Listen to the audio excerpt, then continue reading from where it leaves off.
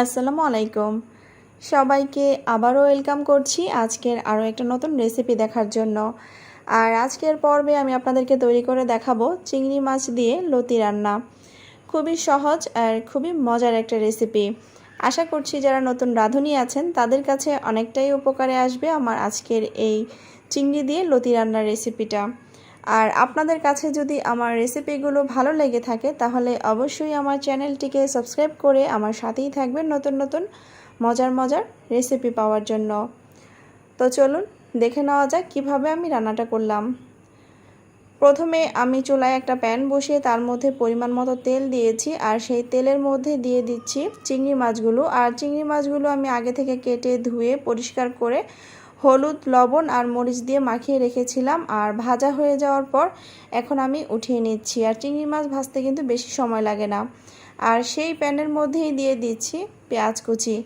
এখানে 2টা পেঁয়াজ আমি কুচি করে নিয়েছি। এখন নেড়েচেড়ে একটুখানি ভেজে নিচ্ছি। আর এখন এর মধ্যে দিয়ে দিচ্ছি পেঁয়াজ আর রসুন বাটা। আর পেঁয়াজ আর রসুন বাটার পরিমাণটা আমি এখানে দিয়েছি 2 টেবিল চামচ পরিমাণ। তারপর আবারও কিছুক্ষণ নেড়েচেড়ে রান্না করে নিচ্ছি।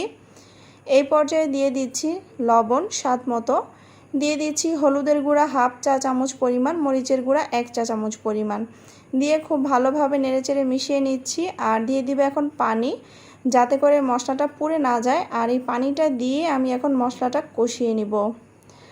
আর এই যে দেখতে পাচ্ছেন মশলাটা কষানো হয়ে গিয়েছে। আর এখন এর মধ্যে দিয়ে দিচ্ছি কেটে নেওয়া লতিগুলো। আগে থেকে আমি লতিগুলো কেটে খুব ভালোভাবে ধুয়ে নিয়েছি। এখন লতিগুলো দিয়ে খুব ভালোভাবে নেড়েচেড়ে মিশিয়ে নিচ্ছি। আর এখন ঢাকনা দিয়ে ঢেকে এটাকে কিছুক্ষণ রান্না করে নিব। কিছুক্ষণ পর আমি ঢাকনাটা উঠিয়ে নিচ্ছি। আর এখন আবারও একটুখানি নেড়েচেড়ে নিচ্ছি।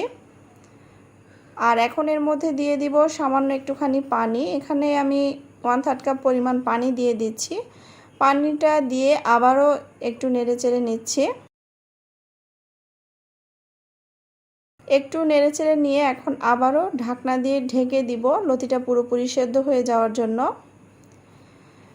ঠিক 5 মিনিট পর আমি ঢাকনাটা উঠিয়ে নিচ্ছি।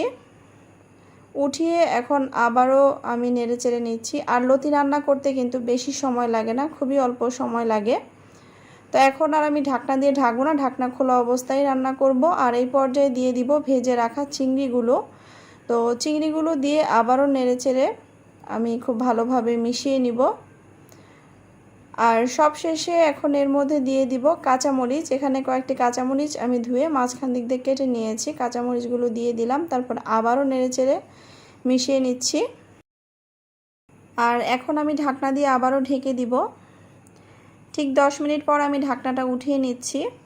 আর এই যে দেখতে পাচ্ছেন আমার লতি রান্নাটা কিন্তু হয়ে গিয়েছে। এখন আমি চুলাটা অফ করে আমি নামিয়ে নিব।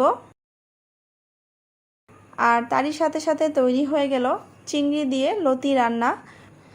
খুবই সহজ আর খুবই মজার একটা রেসিপি।